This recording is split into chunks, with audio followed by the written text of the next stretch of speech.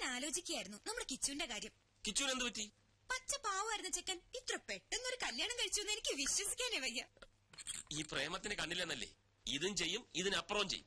നമ്മളും അങ്ങനെ തന്നെ ആയിരുന്നല്ലോ. നിന്റെ അച്ഛന്റെ കണ്ണ് വെട്ടിച്ച് 1 കൊല്ലമല്ലേ പ്രേമിച്ച് നടന്നത്. അതിന് ഇയാള് പച്ച പാവൊന്നും ആയിരുന്നില്ലല്ലോ.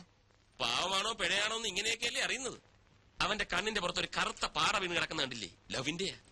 ഏതായാലും നമ്മുടെ കമ്പനിയിലെ ഒരു സ്റ്റാഫല്ലേ, നമുക്കൊരു വിവാഹ സമ്മാനം കൊടുക്കണം. അതെ അതെ, ഞാനും അത് ആലോചിച്ചു. നാളെ തന്നെ ഒരു ഗിഫ്റ്റ് വാങ്ങിച്ചു കൊടുക്കും. അയ്യോ അതുപോരാ, ഒരു സർപ്രൈസ് ആവട്ടെ. നമ്മൾ തന്നെ അത് നേരിട്ട് അവരുടെ വീട്ടിൽ കൊണ്ടുപോയി കൊടുക്കും. അവരുടെ വീട്ടിലാ? അതെ, അതിനെന്താ? ഒന്നുമില്ല, പക്ഷെ നമ്മളെ ശമ്പളം വാങ്ങുന്ന നമ്മുടെ സ്റ്റാഫിന്റെ വീട്ടിൽ നമ്മൾ പോകുന്നത് അത് വേണോ? വേണം. ഈ മനുവേട്ടന്റെ ഒരു കോംപ്ലക്സ്. മനുവേട്ടൻ വരുന്നില്ലെങ്കിൽ വരണ്ട, ഞാൻ പൊയ്ക്കോളാം. വേണ്ട വേണ്ട, നമുക്ക് ഒരുമിച്ച് പോകാം, അതാ എല്ലാവർക്കും നല്ലത്. സാർ, ഇത് വെറുതെ കുഴപ്പത്തിനാണ്. ഒരിക്കലൊരു നുണ പറഞ്ഞു, രഞ്ജി ചേച്ചി അത് വിശ്വസിക്കുകയും ചെയ്തു. ഇനിയെങ്കിലും ഇതൊന്ന് നിർത്തിക്കൂടെ? നിർത്താമായിരുന്നു, പക്ഷെ അവൾ വിശ്വസിച്ചു പോയില്ലേ. ഇനി പൊളിഞ്ഞാലാണ് കൂടുതൽ കുഴപ്പം. കറക്റ്റ്. ഈ കിച്ചുൻ എന്താ പറഞ്ഞ മനസ്സിലാവാത്തത്? കണ്ടോ കണ്ടോ, അഖിലേക്ക് കോമൺ സെൻസ് ഉണ്ട്. പിടിച്ചു നിൽക്കാൻ ഞാൻ ഒരു നുണ പറഞ്ഞുപോയി. അതിൽ നിന്ന് രക്ഷപ്പെടാൻ ഞാൻ എന്തോ ചെയ്യണം? തൂങ്ങിച്ചാവണോ? Yes sir. ഞങ്ങളിപ്പോ എന്താ ചെയ്യേണ്ടത് സാറ് പറ. ഒരൊറ്റ മണിക്കൂർ നേരത്തെ കാര്യം. നാളെ രാത്രി ഞങ്ങൾ രണ്ടുപേരും നിന്റെ വീട്ടിൽ ഡിന്നറിന് വരുന്നു. മടങ്ങി പോകുന്നത് വരെ ഞങ്ങളുടെ മുമ്പിൽ ഭാര്യ ഭർത്താക്കന്മാരെ നിങ്ങൾ അഭിനയിക്കുന്നു. അത്രേ ഉള്ളൂ. സിമ്പിൾ അല്ലേ? അതിലും സിമ്പിളായി വേറൊന്നുണ്ട്. എന്താ? ഞങ്ങൾ ഹണിമൂണിന് പോയെന്ന് പറഞ്ഞ പോലെ. അതൊന്നും വേണ്ട. അയ്യേ, ഞാൻ പറയുന്ന പോലെ അങ്ങോട്ട് കേട്ടാ മതി. പക്ഷെ വേറെ പ്രശ്നമുണ്ട് സാറേ. ഒരു പ്രശ്നമില്ല. കിച്ചുൻ എന്താ എത്ര ഭയം? ഞാൻ റെഡിയാ. അതല്ല പ്രശ്നം.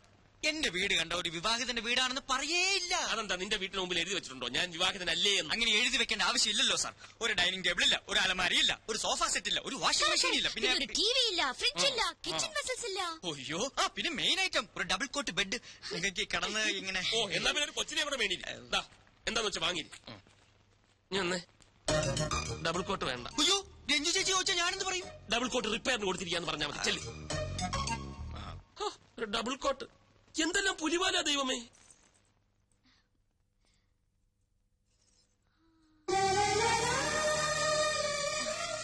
കിച്ചു എങ്ങനെയുണ്ട്? സാരി എനിക്ക് ചേരുന്നുണ്ടോ?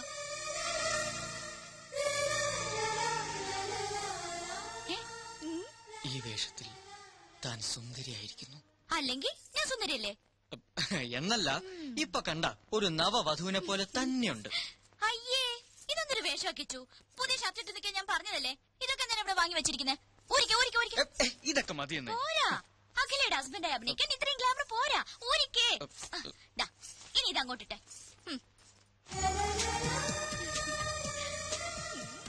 കണ്ടോ, ഇപ്പൊ സുന്ദര കുട്ടനായി. കണ്ണാടിയിൽ നോക്കി. ഇപ്പൊ correct match. Made for each. അയ്യോ, ഒരു കാര്യം മറന്നു.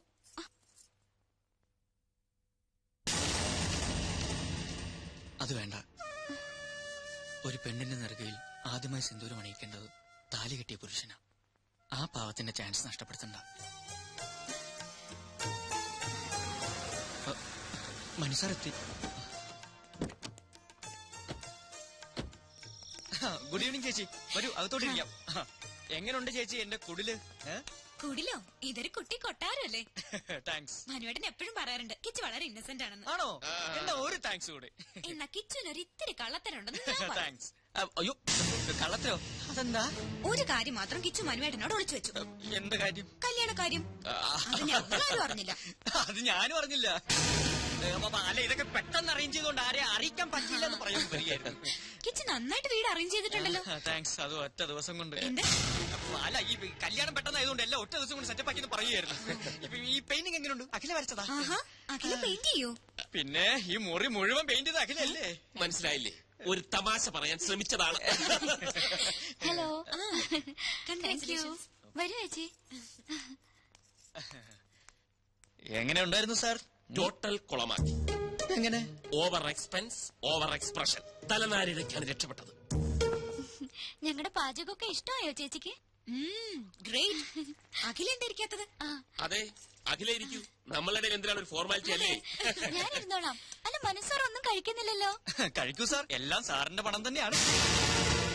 അല്ല, ഈ സാറ് തരുന്ന ശമ്പളം കൊണ്ടാണ് ഇതൊക്കെ വാങ്ങിയതെന്ന് പറഞ്ഞുകൊണ്ട് വരികയായിരുന്നു. നിങ്ങൾ ഹണിമൂൺ എവിടെയാ പോയത്? ഹണിമൂൺ എവിടെയാ സാറേ പോയത്? ഊട്ടിയില്.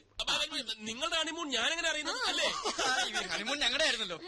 ഒരുപാട് സ്ഥലങ്ങൾ പ്ലാൻ ചെയ്തിരുന്നു, പക്ഷെ സാറ് സമ്മതിക്കണ്ടേ. ജോലി തിരക്ക്. കല്യാണം കഴിഞ്ഞ സ്ഥിതിക്ക് അഖിലേനി മോഡലിംഗ് ഉപേക്ഷിക്കോ? ഏയ്, ഉപേക്ഷിച്ച മനുസാർ കൊഴയില്ലേ?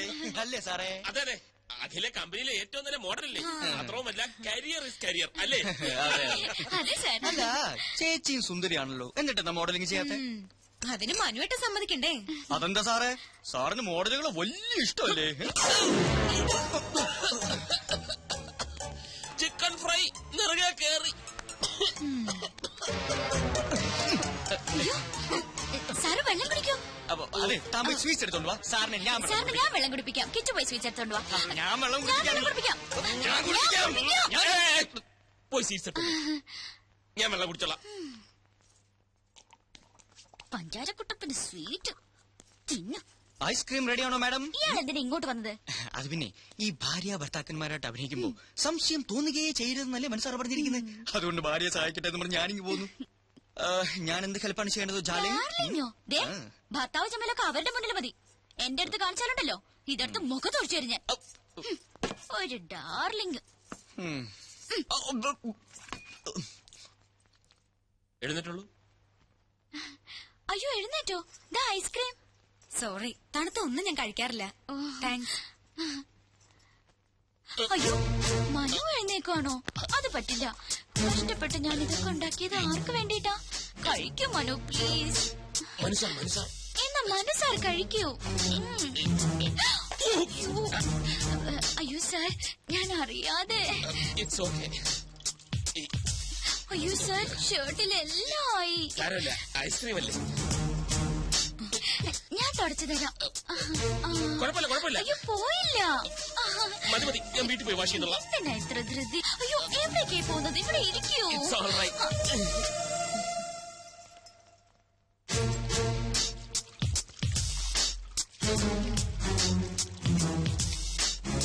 പോയോ?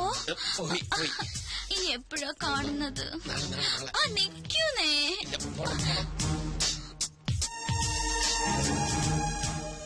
ഫുഡ് കുറച്ച് ഓവറായി പോയി. ഇനി എന്നാ അങ്ങോട്ടൊരു വിസിറ്റ്? എങ്ങോട്ട്? ഞങ്ങളുടെ വീട്ടിലേക്ക്.